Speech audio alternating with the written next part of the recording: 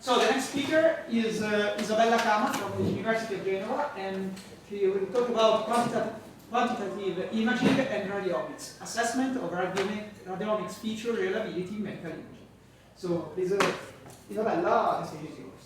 Thank you for the presentation. I am Isabella Cama and I am a first year PhD student, and I am part of the Life Science Computational Laboratory of the Department of Mathematics of the University of Genoa. And today I'm going to talk about radiomics, which is the main topic of my PhD project. So first of all, I'm going to introduce radiomics to the ones of you that are not familiar with it. Let's take a medical image, like an MR scan or a CT scan of, for example, a patient affected by brain cancer. We have this MR scan. We use something called segmentation algorithms to extract a region of interest from this brain scan. And this is the region of interest with the tumor district that we want to extract. And now, the radiomics is based on this principle. From this region of interest, we want to extract some quantitative features, quantitative information, and this information can, in principle, be correlated with some characteristics, biological, histological, and clinical characteristics of the tumor district of the patient. And this is very powerful because, for example, if a radiomics feature is correlated with the biological and histological characteristic of a tumor, we can use radiomics feature instead of histological data to know whether a patient has or doesn't have a tumor mutation. And this can affect the treatment of the patient and eventually the survival of the patient. So the rationale beneath radiomics is very powerful and promising. However, there are some pitfalls, there are some problems in radiomics which are the following. One of these is the lack of homogeneity of the dataset, because medical images are acquired with different scanners, with different scan parameters, and with different grayscales. There is no common procedure in doing that, and so this is one of the problems. Another problem is the lack of uniformity of the feature extraction procedure, because we have the medical image, we have region of interest, that is tumor districts, and we want to extract this radiomics feature, but there is no common protocol. So there are different and several algorithms to extract a radiomics feature, and there are tons of radiomics features that could be extracted. And one last problem is this one, that is feature reliability for the stratification of patients. To make this third point more clear, let's suppose that we have a population of patients. This population is composed of patients affected by brain cancer. Some of them have a tumor mutation, some others don't have any tumor mutation. And I told you before that if radiomics features are correlated with histological characteristics of the tumor, we can somehow stratify patients, divide this population of patients into clusters. Patients with tumor mutation and patients with no tumor mutation. But how can I know whether a radiomics feature is reliable in doing this? How do I know whether I can use a radiomics feature to stratify this patient? How can I know whether a radiomics feature can be correlated with the histological characteristics of the tumor district? We want to study this problem. And another thing is that I told you before that we have the medical image, and we use segmentation algorithms to extract the region of interest from the medical images. And sometimes, so usually, these segmentation algorithms are automatical. So we can extract the radiomics feature from automatically segmented the region of interest, which might be different from the ground truth. Might be a little different or very different. And another question is, if I extract a radiomics feature from here, the ground truth, or from here, do I obtain the same value, or do I obtain different value? We have to evaluate this problem here. And so in this work, we try to assess in a quantitative way the feature behavior with respect to segmentation accuracy. So we want to assess the feature behavior with respect to the difference between these two masks. And we want to see what are the consequences of this behavior in clinical practice and in clinical application with respect to the feature reliability. So can I use a feature to stratify patients? The problem I told you before. So today, first I'm going to introduce briefly the segmentation aspect of this project, which is segmentation accuracy. Then I'm going through the feature error. So I'm going to evaluate the difference between the feature extracted from an automatically segmented region and the ground truth. Then we put these 2 points together and we study the relationship between segmentation accuracy and the feature error. And finally, we'll go through discussion and clinical application. First of all, let's talk about segmentation accuracy. We implemented a segmentation method, an automatically segmentation algorithm, to extract from brain scans, to extract the region of interest, like this one. We obtain results like this one. And then, starting from here, a team of expert neuroradiologists refined the contour of the tumor district, and we obtained a ground truth. We applied this segmentation algorithm and this procedure to more or less 1,500 images, like the one that you see in this slide. And the thing that we want to do is to evaluate the difference, the distance between these 2 masks. So we use this metric, which is the Dice coefficient. The Dice coefficient is a kind of reinforced intersection of a union, and it's a metric to evaluate the segmentation accuracy. And the higher the Dice coefficient, the better the segmentation accuracy. So Dice coefficient goes from 0 to 1, and Dice coefficient equals to 1 means that this segmentation is perfect, is exactly equal to the ground truth, which is not this case, of course. So, now that we have the automatical segmentation and the ground truth, we want to extract this quantitative radiomics feature from here and from here. And we obtain 2 different values, two values. And we want to compute the relative error between the value that we extract here and the value that we extract here. So we compute this value here for each of the 44 radiomics features that we extracted from each of the 1,500 of images that we have. And what we obtain is a distribution of, for each feature that we extracted, a distribution of the feature relative error. For each feature we have a different distribution of the relative error. So now what we have now? We have the brain scan, we have one automatic segmentation of the region of interest, which is the tumor district, and we have the ground truth. And associated to this image, we have the Dice coefficient, which evaluates the distance between these 2 masks, so the segmentation accuracy, and we have the feature error. For each feature, we have the relative error of the feature extracted from here and the feature extracted from here. So the difference between the feature extracted from these 2 region of interests. And now what we want to do, we want to pair these 2 values and plot them on a scatter plot. So for each feature, we obtain a scatter plot like these ones here. Let's focus, for example, on the energy. And each dot on this scatter plot represents an image, one of the scans that I showed you before. And this image has a particular segmentation accuracy here on the x-axis, for example 0.4, and the same image as the feature, the relative error on the feature, which is for example 0.6. And so let's say, for example, a dot that falls here. Here we have an image with almost perfect segmentation accuracy and very low relative error on the feature. This means that the feature values extracted from the automatic mask and the ground truth mask are very similar. On the other hand, if we take image here, this dot here, we have almost perfect segmentation accuracy, but very high error on the feature. And we did this scatter plot for all of the 44 features that we extracted, and we noticed that there were these 3 different behaviors. An antilinear one, more or less antilinear one, a flat one, and a very vertical one. And so we wanted to find a way to distinguish these 3 behaviors. And to do so, we decided to count the percentage of slices that, the percentage of dots that fall in different areas of the plane of the scatter plot. To make this more clear, we decided to count the percentage of dots that fall here, the percentage of dots that fall here, here, and here.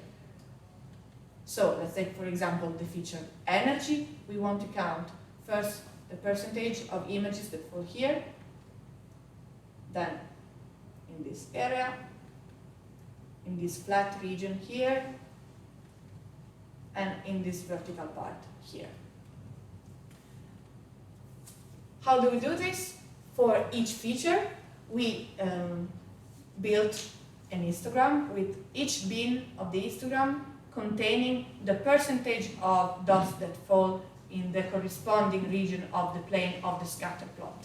And we do an entry-wise multiplication of the histogram and the matrices that we defined. We sum the result. So here we sum this percentage times 0, this percentage times 0, everything here is 0, so the only non-zero element is this one. And so this product gives exactly the percentage of dots that fall in this region here.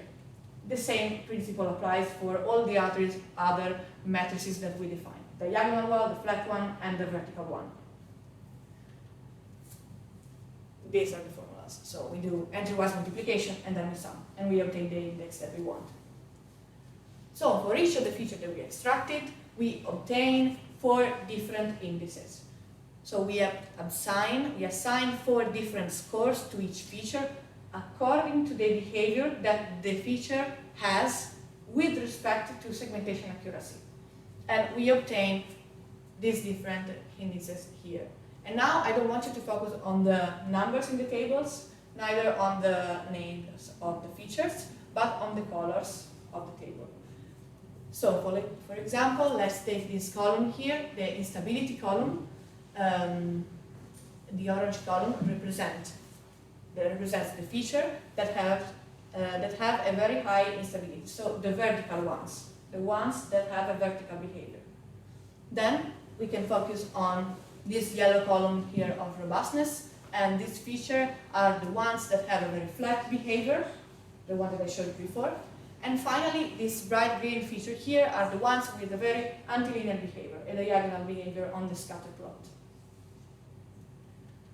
But we started from a problem, and the problem was if the radiomics feature is correlated to some histological, biological, and clinical characteristics of the tumor district, we can use them for clinical purpose, for stratification of patients, for example. And so what's the link between the work that I just showed you and this part of the work here?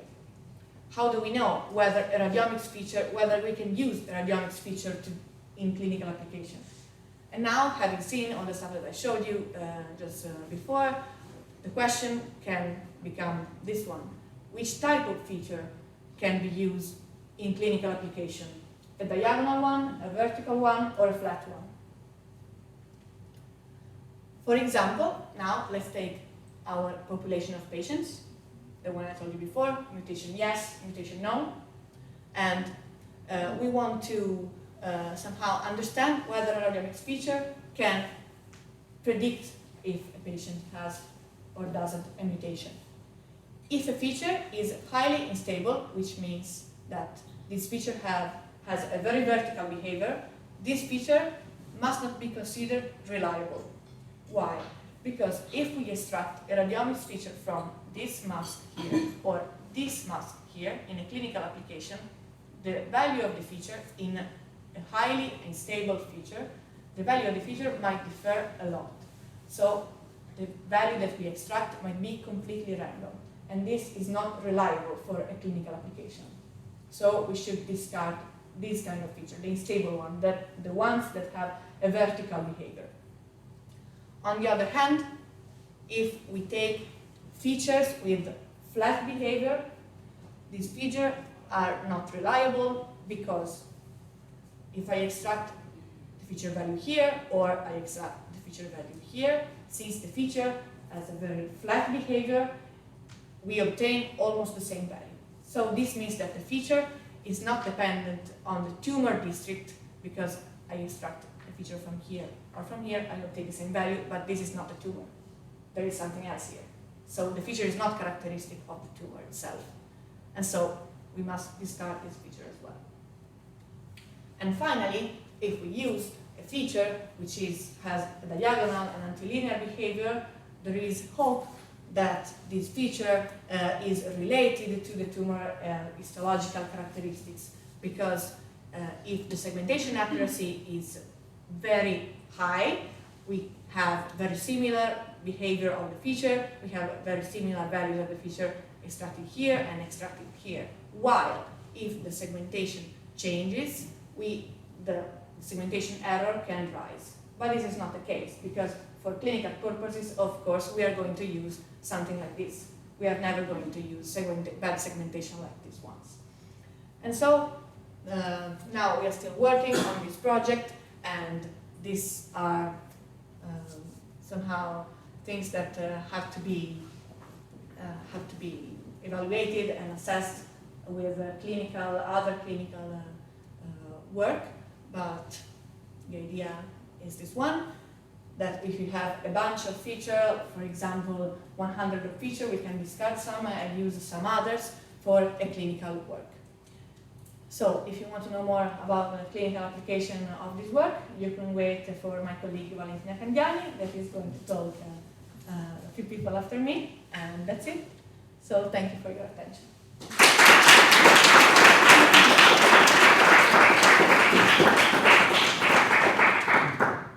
So, thank you, Lisa. There are some questions from the audience. If not, while you're still thinking about the question, can you come back to slide 8? This is just a curiosity because I didn't understand. 8, sorry. Okay. How do you evaluate the ground truth here? What you said, the ground truth, so the right image? We implemented the segmentation method to extract the tumor district. And then this is part of a graphical user interface that we implemented in MATLAB, and a user can move these dots here. A team of neuroradiologists move these dots to create the ground truth, one by one. So you need an extra size in order to obtain of course, the yes. Okay. This is a manual intervention. This is not automatic. This is automatic. This is not smart. Sorry. For what concerns the box plots, the box plots, this one. You consider here as a metric for obtaining that the percentual, the difference in percentual between. This is just, we compute for each of these features. We have we have 1,500 images. Let's fix a feature, for example, variance. For the variance, we computed on each image the relative error between the value of the feature extracted here and the value extracted here. Okay. We do this relative error. We compute the relative error for each of the images, all the images that we have, and then we plot the distribution in a box plot. So, for example, for the box plot associated to the feature variance contains 1,500 dots, which are is this value for each image. Other metrics for evaluating the error? Or? No, we just use the relative error of the feature. Yes. Well, this is not in absolute value. We use that in absolute value sometimes, but this is just descriptive stuff. We didn't use this for computation. Okay. Right. There are some questions for the audience. Oh, wow. Lisa. Can you come to the slide where we can see the scatter plot, please? The next one. Okay, this one. Instead of use the mask to distinguish these three behaviors, the mask with diagonal, flat, and vertical, it's possible to think about a regression model and to evaluate the end of the line. Yes. We thought about that, but this is a problem because this behavior, the diagonal, antilinear behavior, flat one, and so on, are not, well, you see this behavior, but here there is different density of dots. So it's very difficult to fit a model in these dots because, for example, actually these scatter plots are colored according to the density of the dots that we have. And so it's very difficult to fit a line here, since here we have a very high percentage of dot, a very high density with respect to this part of the plane here. So it's very difficult to fit the model. We thought about that, and if you have some suggestion, maybe something more sophisticated than just fitting a line, then well, you're welcome. I'm thinking about that. Thank you. Thank you. Okay, anyway, so this behavior, so the linear one or just the vertical, or it depends on the choice of the matrices that you used, because you just multiply the percentile of if you come back in the slide. Okay, here. You are just using these four matrices, and so the behavior depends on the choice of these matrices. No, we Right. actually it's the other way around. We want to assess and to evaluate the behavior of each feature by And using these matrices. Okay, and so you said that the feature is reliable or no,